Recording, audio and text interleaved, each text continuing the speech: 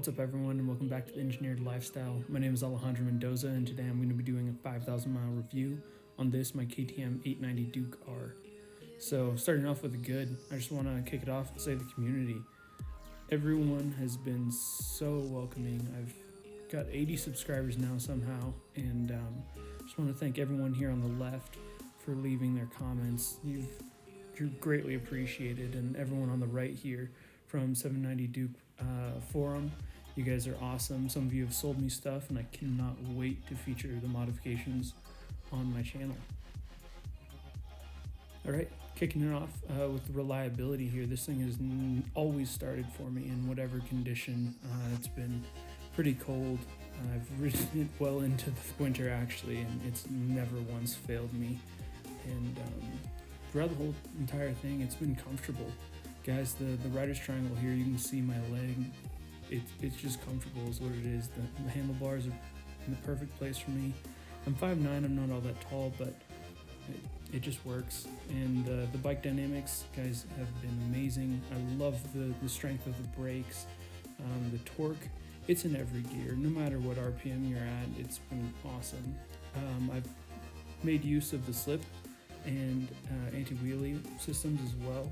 That has been appreciated, and I really worked my way up through the rider's modes in my introduction to the bike. So I'm loving it overall, and I'm so excited for the aftermarket support. I have many mods, as you can tell from my other videos, that I plan to do on this.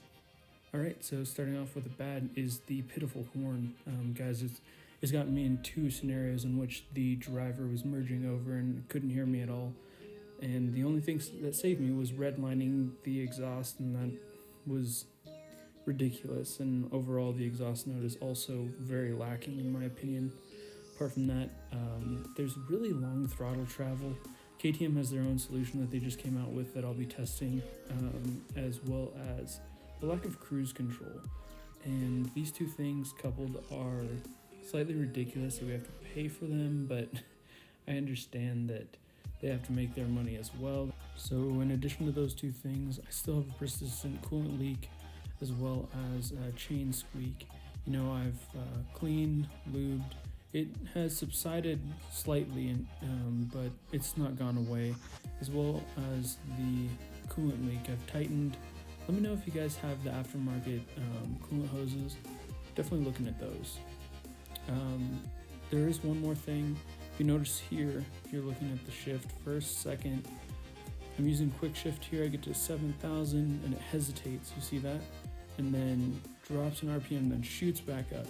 You know, this has happened several times now. I'm not quite sure. I think I've read that it may be related to chain tension, but sometimes it's gone to red line, so that's been concerning. So of all these shortcomings, I'm definitely going to be addressing the majority of them with modification. So definitely drop a like, subscribe to this channel if you want to see a lot of those problems corrected. And what I can't correct, I'm going to ask you guys for help with. So please leave comments below if you have suggestions. Thanks.